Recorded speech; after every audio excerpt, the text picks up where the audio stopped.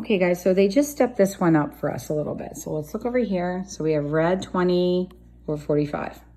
So both of those numbers, the numerator and denominator, are underneath the radical.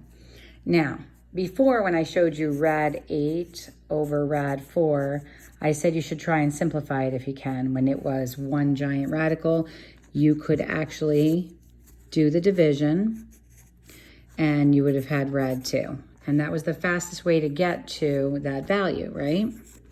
So now we have one that is not actually, 20 is not a multiple of 45, but we can simplify this.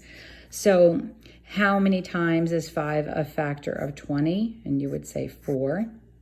And how many times is 5 a factor of 45? And you would say 9. So what I just did there by simplifying it is I now have two perfect squares. The square root of 4 and the square root of 9. So I know that's going to be 2/3. Now that's the spoon way, and we talked about spoons and shovels, right? So let's look at what would have happened if I had actually gone a longer route. I would have had to find the perfect square in here, which is 4.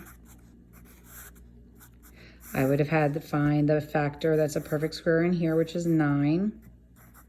Some of you might see a little thing going on here. Then I would have simplified this, leaving the non-perfect square under the radical, and the square root of 4 is 2. Leaving the non-perfect square under the radical, and the square root of 9 is 3.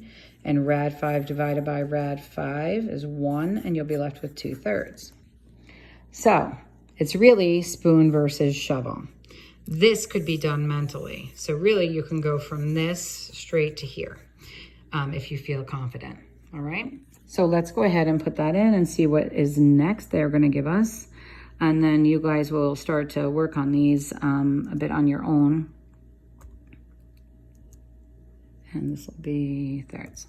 I just wanna get to a couple where we're rationalizing a little bit together. So here's another one. And so hopefully, you're looking at this and going, oh, wow, there's a number that is a factor of both of these, right? So 5 is a factor of 50, and 5 is a factor of 45. So if we split that, so we do rad 50 over 45, if we keep it like this, and we do the simplifying of it, we're gonna have 10 over 9, and that's all under the square root. So that's rad 10 over the square root of 9 is 3. So we're going to come back over here and pop that in. So the square root of 10, oops, where'd it go? Did you guys miss those moments, huh? The square root of 10 over 3. All right, now, what do we do with this? So here is where we need to kind of look at this a little bit. So I'm going to split this up. So we have rad 6 over rad 50. So let's come on over here and look at it, okay? So this you can't simplify any further than it is. So it is going to stand as rad 6. But rad 50 you can simplify. So that's going to be rad 25 times 2. That's your perfect square. Now this is actually where it gets interesting. So now you have rad 6 over, leave the non-perfect square under the radical. The square root of 25 is the number 5. And then here's the best part. You can, just like when we multiplied and we had rad 2 and it was like times 3 rad, let's say 3, you did coefficient to coefficient and you were able to multiply radicands together, right? You can divide radicands too. So rad 6 divided by rad 2 is going to give us rad 3, and here's why. Even though this won't simplify, it can break into rad 3 times rad 2. Like that actually is another way of writing it, right? There's a product of those two radicands. And then I've got 5 over rad 2. So rad 2 divided by rad 2 is 1, and I'm left with rad 3 over 5. So this is where it gets really fun. Like you can really just, you know, jump in here and have some have fun really looking at the numerical reasoning behind everything.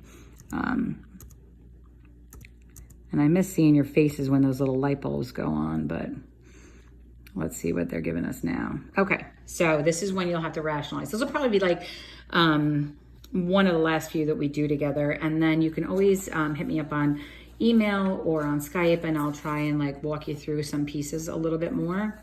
So let's take a look at this. So we have rad 2 over rad 3. And the difficulty is like, I'm at 55 right now, and that's when they're starting to kind of rationalize things. And for you guys, I really expect you to hit that 40-minute mark or push. If you're getting a couple wrong in a row, either check in with each other, help each other out, or, definitely get with me and I will help you. So the first thing you're going to want to do here is you want to split this into two separate radicals. So you're going to have rad 2 over rad 3. Now, I can't simplify either of them. I can't, there's no perfect squares in there. I can't simplify the actual fraction. So here's where we're going to rationalize. You're going to multiply by a form of 1, identity property. You're going to use the exact amount here under this radical, which will be rad 3. It's going to be rad 3 over rad 3. Now that's how you're going to decide what this form of 1 is.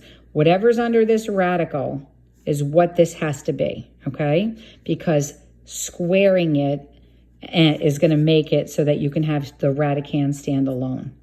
So rad 2 times rad 3 is rad 6.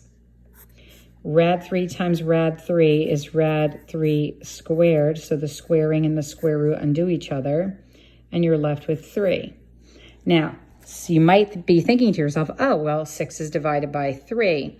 But rad 6 is not 6. Rad 6 is a little more than 2. Remember, rad 4 is equal to 2, and rad 9 is equal to 3. So this is a decimal value, an irrational decimal value that falls between there.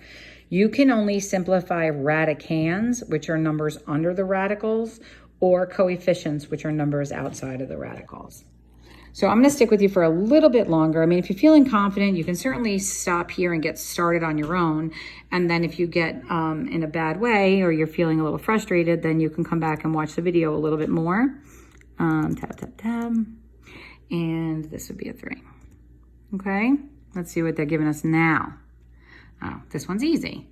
So hopefully mentally you can do this one. Like, do you see that that is rad 5? Actually over the value of rad 9, which is 3. So that was a nice one. It's amazing how this program does it. They do some really, really hard stuff, and then they do some easy stuff. It's crazy. All right, so this one here, this one's also pretty easy. So you have rad 50 over rad 9. So rad 9 is 3, and rad 50 is going to be 25 times 2. So this numerator now is going to be 5 rad 2, and the denominator is 3. So we're going to do that. We're going to pop it in and do 5 rad 2. Where'd it go? Hold on.